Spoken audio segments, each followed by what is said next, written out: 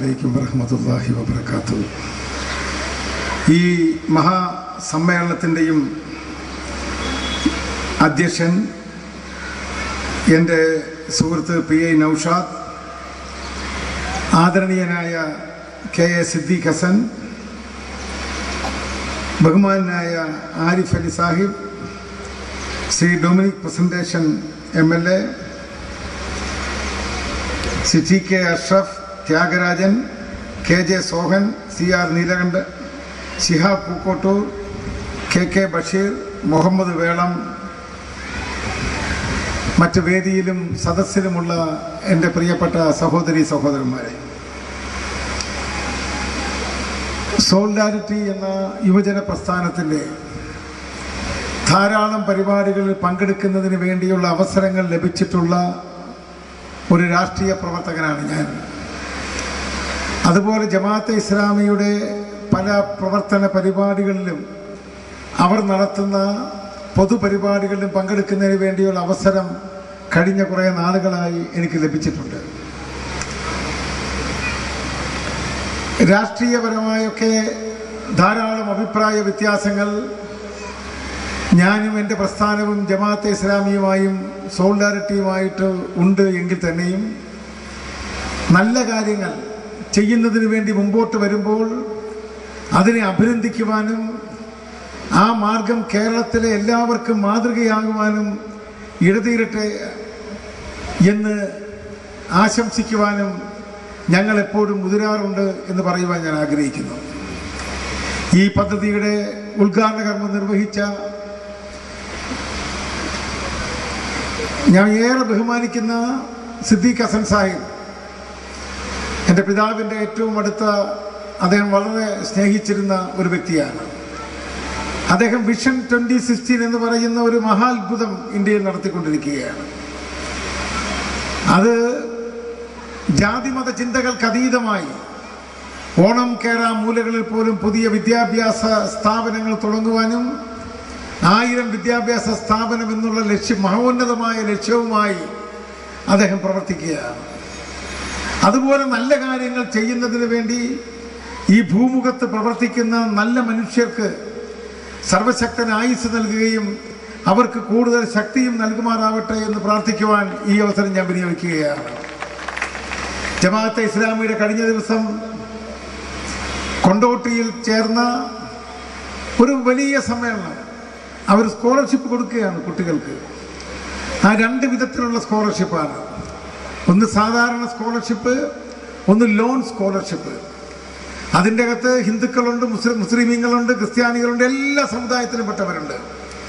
അങ്ങനെ നല്ല രീതിയിലുള്ള പ്രവർത്തനങ്ങൾ നമ്മൾ നടത്തി സർവശക്തന്റെ കൂലി പരലോകത്ത് ലഭിക്കുന്നതിന് വേണ്ടി നടത്തുന്ന പ്രവർത്തനങ്ങളെ ശ്ലാഘിച്ചേ മതിയാവും. അവിടെ രാഷ്ട്രീയമില്ല, വ്യക്തിപരമായ അഭിപ്രായ വ്യത്യാസങ്ങളില്ല, യാതൊന്നുമില്ല. നമ്മളെല്ലാം ഒന്നാണ്, ഒരു സൃഷ്ടാവിൻ്റെ മക്കൾ തന്നെയാണ് എന്നുള്ളതാണ് നമ്മളെല്ലാം മുമ്പോട്ട് ജനിപ്പിക്കുന്നത്.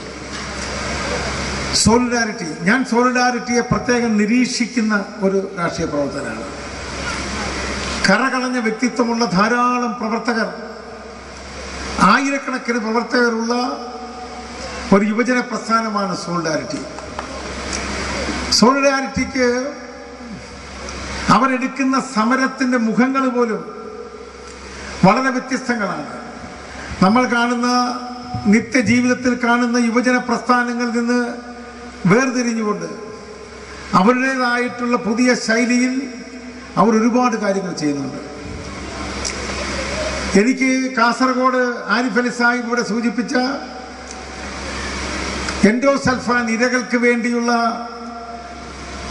സഹായധന പ്രഖ്യാപന സമ്മേളനത്തിൽ പങ്കെടുക്കുന്നതിന് വേണ്ടിയുള്ള അവസരമുണ്ടായി. കേരളത്തിൽ അതിനുവേണ്ടി ആദ്യമായി ഒരുപാട് പേർ പിന്നീട് വന്നു, ഗവൺമെന്റുകൾ പിന്നീട് പ്രഖ്യാപിച്ചു.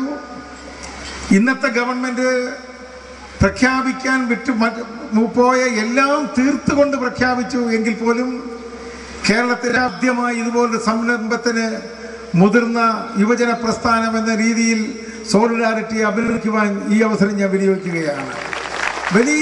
വലിയ ത്യാഗ മനോഭാവത്തോടു കൂടിയുള്ള പ്രവർത്തനങ്ങളാണ്. പിന്നെ കൊച്ചി, ഞാനിപ്പോൾ കഴിഞ്ഞ കുറച്ച് കാലമായി ആരിഫ് അലി സാഹിബിന്റെ ഒക്കെ താമസ സ്ഥലമായ കോഴിക്കോടിന്റെ ഭാഗത്ത് MP എന്ന രീതിയിൽ എൻ്റെ പ്രവർത്തനങ്ങൾ ഞാനിങ്ങനെ കേന്ദ്രീകരിച്ചുകൊണ്ട് പ്രവർത്തിക്കുകയാണ്. അതുകൊണ്ട് ഇടയ്ക്കിടയ്ക്ക് ഇവിടെ വരും. ഇന്നിവിടെ വരാനുള്ള കാരണം 8 പരിപാടി ക്യാൻസൽ ചെയ്ത് മാറ്റിവെച്ചിട്ടാണ് സോൾഡാരിറ്റിയുടെ ഈ പരിപാടി ഞാൻ പങ്കെടുക്കുന്നത്. കാരണം ഇത്രയും നല്ലൊരു പരിപാടി. കൊച്ചി എന്ന് പറഞ്ഞാൽ കൊച്ചിക്കാർക്ക് ഒരു പ്രത്യേക സംസ്കാരമാണ്. കൊച്ചി എന്ന് കേട്ടാൽ കാരിരുമ്പിന്റെ ശക്തിയുള്ള, മനുഷ്യത്വത്തിന്റെ ശക്തിയുള്ള ഒരു മേഖലയാണ് കൊച്ചി. എല്ലാവരും കൊച്ചിക്കാരെ ഉപയോഗിക്കും. പക്ഷെ കൊച്ചിക്കാർക്ക് വേണ്ടി പലതും ചെയ്യുവാൻ പലരും മറന്നുപോയി എന്നുള്ളതാണ് കഴിഞ്ഞ കാലഘട്ടങ്ങളിലെ കൊച്ചിയിലെ അനുഭവങ്ങൾ എന്ന് പറയുവാൻ എനിക്ക് യാതൊരു മടിയുമില്ല.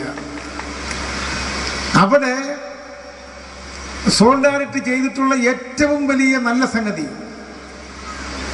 അവരിത് തിരഞ്ഞെടുത്തു.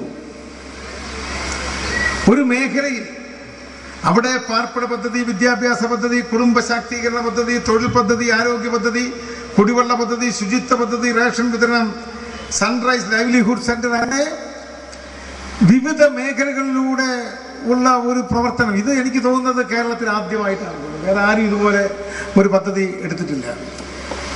നമ്മളൊരു മാതൃക നമ്മൾ ഉണ്ടാക്കുമ്പോൾ ആ മാതൃകയിലൂടെ പല പ്രസ്ഥാനങ്ങളും കടന്നു വരണം.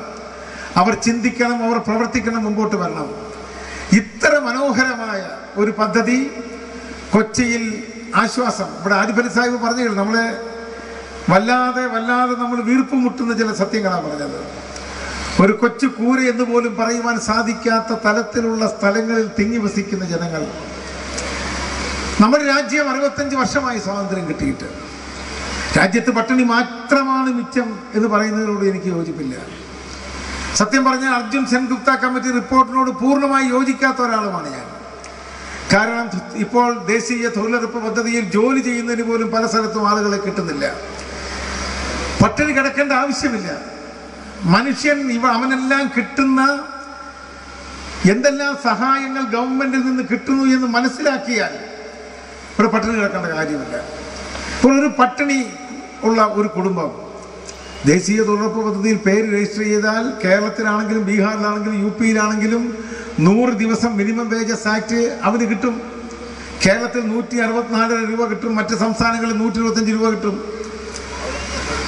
അത് വെച്ച് നോക്കിയാൽ തന്നെ ധാരാളം നല്ല കാര്യങ്ങൾ ചെയ്യുന്നുണ്ട്. പക്ഷേ രാജ്യത്തിന്റെ വികസനത്തിന്റെ വളർച്ചയുടെ ഈ പ്രയാണത്തിൽ കൂട്ടം തെറ്റിപ്പോയ ഒരു വിഭാഗമുണ്ട്.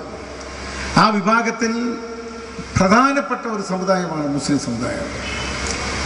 മുസ്ലിം സമുദായം ഈ രാജ്യത്തിലെ ഏറ്റവും പ്രധാനപ്പെട്ട ന്യൂനപക്ഷമാണ്. എന്താണ് ന്യൂനപക്ഷം എന്ന് ചോദിച്ചാൽ, പ്രശസ്തമായ TMA പൈ കേസിൽ സുപ്രീം കോടതിയിലെ ഒരു ജഡ്ജി പറയുകയുണ്ടായി, ഭൂരിപക്ഷമല്ലാത്തത് കൊണ്ട് എൻ്റെ അവകാശങ്ങൾ ഹനിക്കപ്പെടുമോ എന്ന് ഭയാശങ്ക ആർക്കെല്ലാം ഉണ്ടോ അവരാണ് ന്യൂനപക്ഷങ്ങൾ. ആ ഭയാശങ്ക ഇന്നും ഇന്ത്യയിലെ മുസ്ലിം സമുദായത്തിന് മാറിയിട്ടില്ല എന്ന് പറയുവാൻ എനിക്ക് മടിയൊന്നുമില്ല. അതിൽ നിന്നൊക്കെ വേർതിരിച്ചുകൊണ്ട് മുമ്പോട്ട് നീങ്ങുവാൻ മുസ്ലിം സമുദായം സ്വയം ബോധവൽക്കരിക്കപ്പെടുകയും ചിന്തിക്കുകയും എവിടെ നിർത്തണം എന്ന് അറിയത്തക്ക രീതിയിൽ പ്രവർത്തിക്കുകയും ചെയ്യണം. ചെയ്യുന്നതിന് വേണ്ടിയുള്ള ശേഷി മുസ്ലിം ന്യൂനപക്ഷങ്ങൾക്കുണ്ട് എന്ന കാര്യത്തിൽ എനിക്ക് സംശയമൊന്നുമില്ല. ഇന്ത്യയിലെ മുസ്ലിം ന്യൂനപക്ഷങ്ങൾ സ്വയം തങ്ങളുടെ ശക്തിയെക്കുറിച്ച് മനസ്സിലായി, ബോധവാന്മാരായി അവരുടെ ആവശ്യങ്ങൾ ഉന്നയിക്കുകയും ഉയർത്തിപ്പറയുകയും ചെയ്യുന്ന സാഹചര്യങ്ങൾ വരികയുണ്ടായി. ഒരു കാര്യം ഞാൻ സൂചിപ്പിക്കാൻ ആഗ്രഹിക്കുകയാണ്. ഇവിടെ രാഷ്ട്രീയ പ്രസ്ഥാനങ്ങളാണ് രാജ്യം ഭരിക്കുന്നത്. ജനാധിപത്യ ഭൂമിയാണ് ഇന്ത്യ. ലോകത്ത് ഏത് രാജ്യത്ത് കിട്ടുന്നതിനേക്കാൾ കൂടുതൽ സ്വാതന്ത്ര്യം നമുക്കിവിടെ കിട്ടുന്നുണ്ട്. പ്രത്യേകിച്ച് മുസ്ലിം ന്യൂനപക്ഷങ്ങൾ കിട്ടുന്ന പ്രശ്നങ്ങൾ ധാരാളം പ്രശ്നങ്ങളുണ്ടെങ്കിലും നമുക്ക് സ്വാതന്ത്ര്യമുണ്ട്. ഈ സ്വാതന്ത്ര്യം ഉള്ളത് കൊണ്ടാണ് നമുക്ക് ധാരാളം പ്രവർത്തിക്കുവാൻ സാധിക്കുന്നത്. ആ സ്വാതന്ത്ര്യം കൂടി ഉപയോഗിച്ചുകൊണ്ട് വെല്ലുവിളികളെ അതിജീവിക്കത്തക്ക രീതിയിലും സ്വന്തം കാലിൽ നിൽക്കുവാനും നമുക്ക് സാധിക്കണം. ഞാനിതൊരു ജമാഅത്തെ ഇസ്ലാമിയുടെയും സോളിഡാരിറ്റിയുടെയും സദസ്സായി കൊണ്ട് പറയുകയല്ല. അതിന് മാധ്യമ ദിനപത്രത്തിന് ധാരാളം കാര്യങ്ങൾ ചെയ്യുവാൻ സാധിച്ചിട്ടുണ്ട്. മാധ്യമ ദിനപത്രം ഒരു സമൂഹത്തിന്, ഒരു സമുദായത്തിന് സംരക്ഷണത്തിന്റെ ബോധം ഉണ്ടാക്കി കൊടുത്തിട്ടുണ്ട് എന്ന് പറയുവാൻ എനിക്ക് യാതൊരു മടിയുമില്ല. കാര്യം പല കാര്യങ്ങളും പറഞ്ഞതിൽ കൂടെ വരാത്ത ഇനിതാ വേറിട്ടൊരു ചാനൽ വരുന്നു എന്ന് കേൾക്കുന്നു.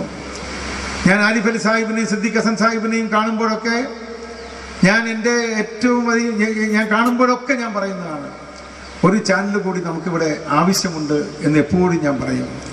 ഒരു വേറിട്ടൊരു ചാനൽ, അതേ സമയത്ത് സത്യം മാത്രം പറയുന്ന ഒരു ചാനൽ. പലരും പല വാർത്തകളും വന്നതിന് ശേഷം ആ വാർത്തകൾ തെറ്റായി കഴിഞ്ഞാൽ തെറ്റായ വാർത്തകളായിരുന്നു ഇത്രയും കാലം ഞങ്ങൾ കൊടുത്തത് എന്ന് പറയുവാൻ പോലും മടിക്കുന്ന മാധ്യമങ്ങളുള്ള ഒരു നാട്ടിലാണ് നമ്മൾ ജീവിക്കുന്നത്. ധാരാളം പ്രശ്നങ്ങളുണ്ട്. മക്ക മസ്ജിദ് സ്ഫോടനം, മാലേഗാവ് സ്ഫോടനം, സംജോത്ത എക്സ്പ്രസ് സ്ഫോടനം, ഇതിലൊക്കെ പെട്ട് ധാരാളം ചെറുപ്പക്കാർ ജയിലിലായി.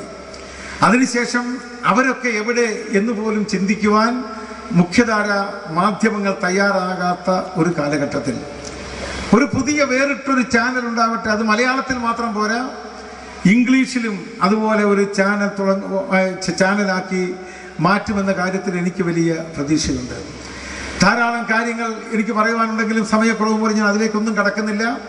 നല്ല പദ്ധതി, അതുകൊണ്ടാണ് ഞങ്ങളെല്ലാം ഇവിടെ എത്തിച്ചേർന്നിരിക്കുന്നത്. ഈ നല്ല പദ്ധതികളെല്ലാം വിജയിക്കട്ടെ. എന്നിൽ പറഞ്ഞിരിക്കുന്ന കുടിവെള്ള പദ്ധതിയുടെ ഉദ്ഘാടന കർമ്മമാണ് ശുദ്ധജലം കിട്ടുക എന്നുള്ളതാണ്.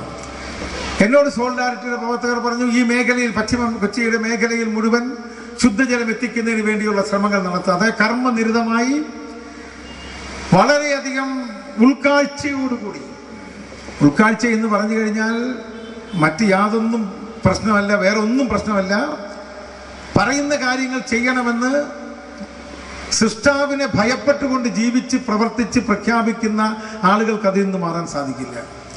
അങ്ങനെ മാറി പ്രവർത്തിക്കുന്ന സോളിഡാരിറ്റിക്ക് സാധിക്കുമാറാവട്ടെ എന്ന് പ്രാർത്ഥിച്ചുകൊണ്ട്, അതിന് അള്ളാഹുവിൻ്റെ അനുഗ്രഹങ്ങൾ നിങ്ങൾക്ക് ലഭിക്കട്ടെ എന്ന് പ്രാർത്ഥിച്ചുകൊണ്ട് ഈ ശുദ്ധജല കുടിവെള്ള പദ്ധതിയുടെ ഉദ്ഘാടന കർമ്മം അള്ളാഹുവിൻ്റെ തിരുനാമത്തിൽ നടത്തിയതായി പ്രഖ്യാപിക്കുന്നു. അസ്സലാമു അലൈക്കും വറഹ്മത്തുള്ളാഹി.